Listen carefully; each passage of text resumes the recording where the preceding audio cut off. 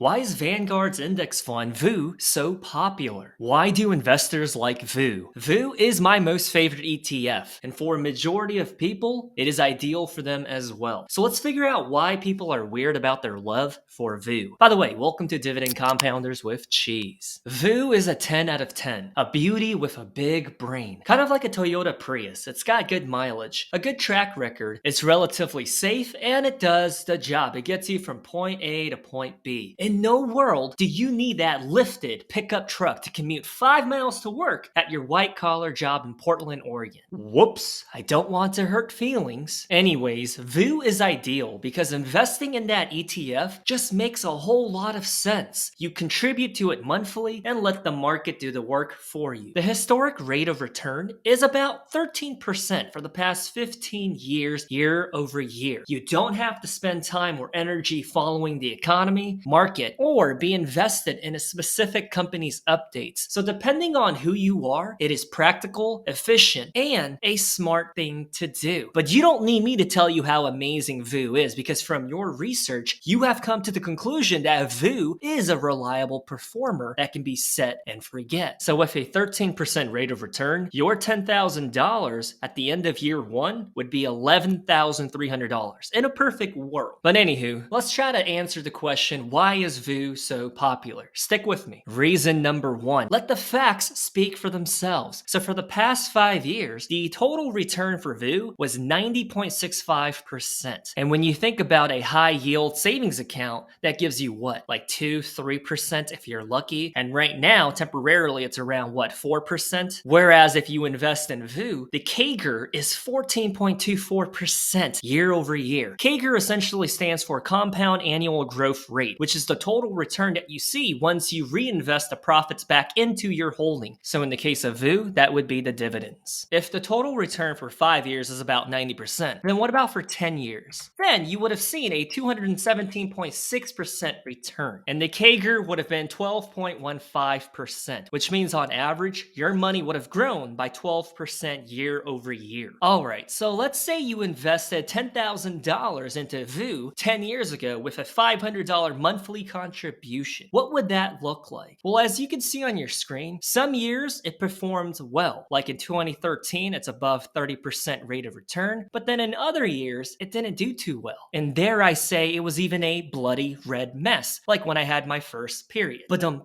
just kidding. After 10 years, your $10,000 initial investment with that $500 monthly contribution, well, it would turn into a snowball compounding machine. The final balance would have been $179,966. As we alluded to earlier, the best year would have been in 2013, where you got a 32% rate of return. Your worst year, you would have seen your money shrink by 18%. 2022 was just a rough time to be in the market. At that point in time, it was a bear market. It was just bloody red here and there. And you might be thinking to yourself, well, think about it, man. It only reached 180,000 because I kept contributing money to it. If you do the math, it checks out to about $75,000. The market did the rest of the work. $105,000? That's from the market. And from digging around, I found out that about 32% of people opt in for a 401k account through their employer at work. With that 401k account, you are most likely investing in some sort of S&P 500 index like VOO. They might call it something else depending on who the brokerage is. And if you are not, today might be a good time to reevaluate where your contributions and employer matched payments are going towards. What I used to tell my staff, the employees that I managed, 401ks, especially with an employer matched program, is literally free money. If they match you up to 3% or 6%, that's an additional 6% on top of your salary, is how I always explained it. And so as a manager, I always encourage them to take advantage of those pay raises, essentially. Sometimes people have a long laundry list of qualifications when considering their future spouse, right? Like must be a non-smoker, must have curly hair, and have small feet. I don't know why you care so much whether the big toe is skinny or not. Anyways, people have standards. standards, something like that. Likewise, with Vanguard's VOO, aka the S&P 500, it also has a screening criteria to be included into the cool club. So how does a company get added to the S&P 500? Well, to be eligible, you must be a US company that makes at least 50% of your revenue in the US. I'm so sorry, Alibaba, you guys are not invited. And number two, you have to have a market capitalization of at least $14.5 billion,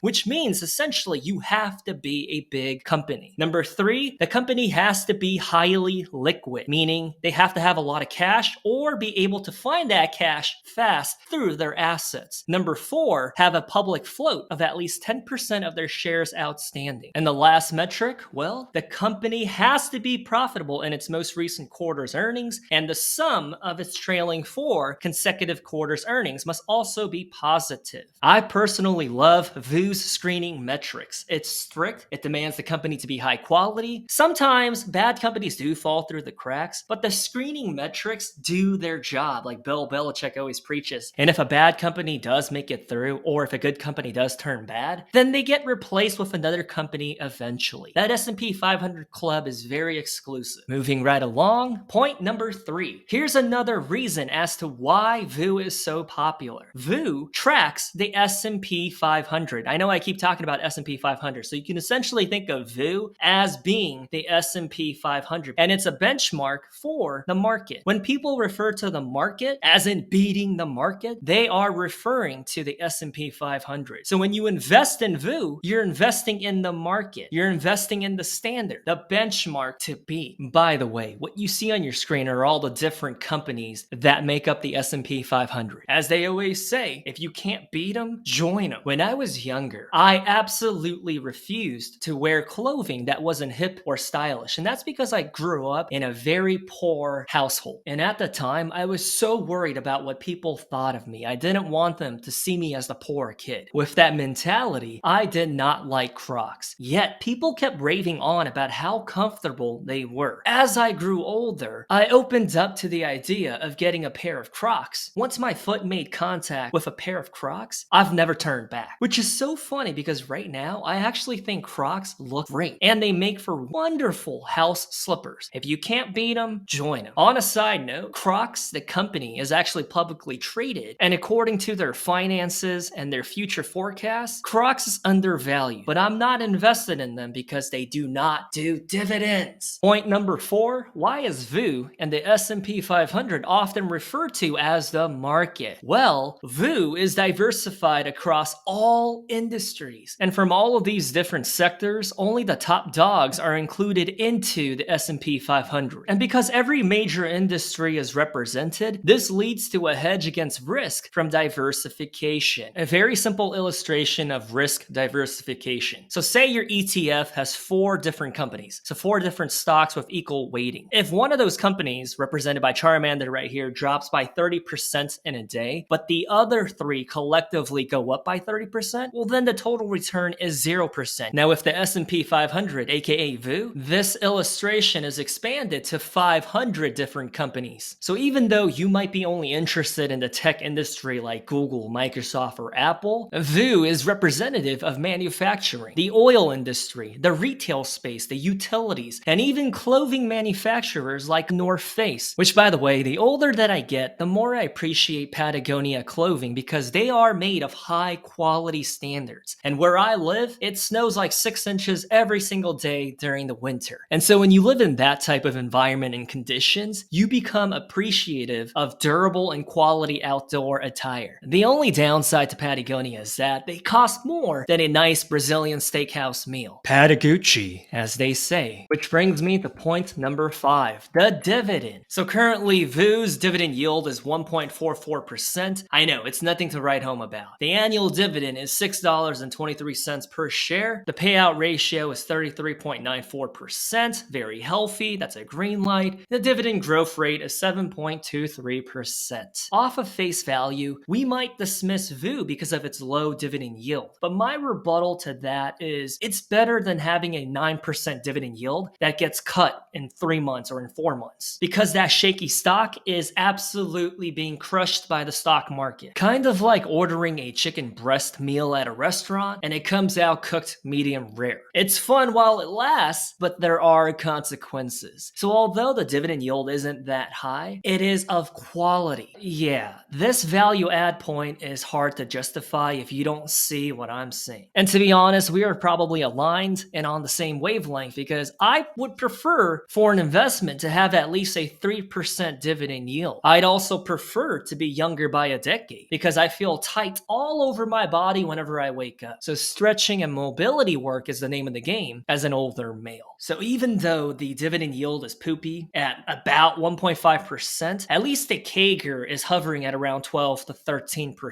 So ideally, one invests in VOO for the growth, and then the dividends are kind of like the cherry on top. You don't invest in it strictly for the dividends, if that makes sense. Moving right along to point number 6 as to why VOO is so popular, it has a relatively low expense ratio. Nearly every single ETF out there has some sort of fee baked into it. And so the assignment is trying to find a good ETF while paying the lowest amount of fees possible. And when you look at VOO, VOO has an expense ratio of 0.03%. If your portfolio returns $100,000, then you're paying $30 in management fees to the Vanguard fund managers. It does not get better than that. You don't hesitate to spend $30 when you're binge watching that person's OnlyFans feed account. Do not worry. It can be our secret, and I'm not judging you. Which, by the way, Vanguard deducts the $30 from the dividends and capital gains distribution, not from the principal amount. Moving right along to point number 7. And this one is crucial because I can give a head nod to most of the top 10 holdings inside VOO, which will be the winners of the portfolio as they have the most allocation. If you look at the portfolio weight, Microsoft is 7% and Apple is the same idea. And so that's what I mean when I say I'd rather find and individually invest in the winners than to invest in an ETF with losers mixed in. However, with VOO, as you can see on your screen, all of these different companies, nearly all of the big weights, the top holdings, like the top 20, most of them are winners. So that's where I'm willing to negotiate with myself and say, VOO's got a lot of winners in the top 10 and even top 20. And so as an ETF, I like her. I cannot say the same with SCHD, unfortunately. When I look at SCHD's top 10 and even top 20, most of those companies to me are questionable and I don't like. That's why I like the S&P 500 as a ranking structure and Cool Kids Club so much. You're investing in the winners of the stock market, not necessarily the biggest dividend yields. Apple, Amazon, Microsoft, Google, Visa, Procter & Gamble. The only company that I don't like in the top 10 is the United Health holding. And that's because I have negative feelings for profit-oriented healthcare insurance businesses. If somebody in the US, a modern Western country, has an illness that can be solved with modern medicine, then they should not have to weigh their options of paying for rent to keep a roof over their children's heads, or to be paying towards their insurance premiums, and to be haggling with the billing office. It really chaps my ass to see this company. And on the flip side, some people might justify United Health's business practices by saying, hey, well, at least they're paying for that person's treatments or surgery. And I get that argument. And that's why I think the entire healthcare industry just needs to be repaired. Anyways, VOO is like when the Seahawks decided to trade Russell Wilson to the Broncos in favor of Geno Smith. At the time, a majority of people in Seattle were like, well, it's time for us to become the Cleveland Browns and to have a winless record, which, by the way, the Cleveland Browns right now are kicking ass this season. They're doing relatively well. But as it turned out, spoiler alert, Geno Smith and the Seattle Seahawks did a lot better than they would have with Russell Wilson. Geno Smith is the quarterback of the Seahawks, and Geno Smith is reliable, he's steady, but not a flashy or a sexy quarterback. He gets the job done. And that's how I like to think of VOO. If you're investing in VOO, you're probably not a day trader. So take the long-term approach and continue investing no matter if the market is in a technical bull or bear market. As we learned earlier, for example, just $500 a month, whether the economy is doing well or bad can lead to a beautiful Bob Ross painting type of outcome, which, by the way, I really want to get a Bob Ross painting for the bathroom. That way, when I'm doing number 2, I can look into the sunset of the Yosemite. And so this is my personal opinion. VOO is the right way to go for a majority of people out here, as long as you have a long-term horizon for investing. So it's all about planting the seeds today and watering it and watching it grow slowly. Sometimes that plant might not blossom new leaves right away, and that's okay. But if you fast forward to the next season, man, that plant might blossom like 10 fruits and flowers. Let's check this out. If you bought $1,000 of VOO back in 2013, it would now be almost $4,000 without adding any more money to it except reinvesting the dividends. Oh, and by the way, this is not financial advice, but this is just the facts of what happened. With that said, if you made it to this point in the video, would you please consider subscribing? It would mean a lot to me, as it shows the content is helping you and others out. Because I'm putting a lot of time, effort, and energy into making these videos, and that's all I ask for. Anyways, even if you don't choose to, I'll talk to you next time. Stay safe. Dividend compounders with cheese, signing out.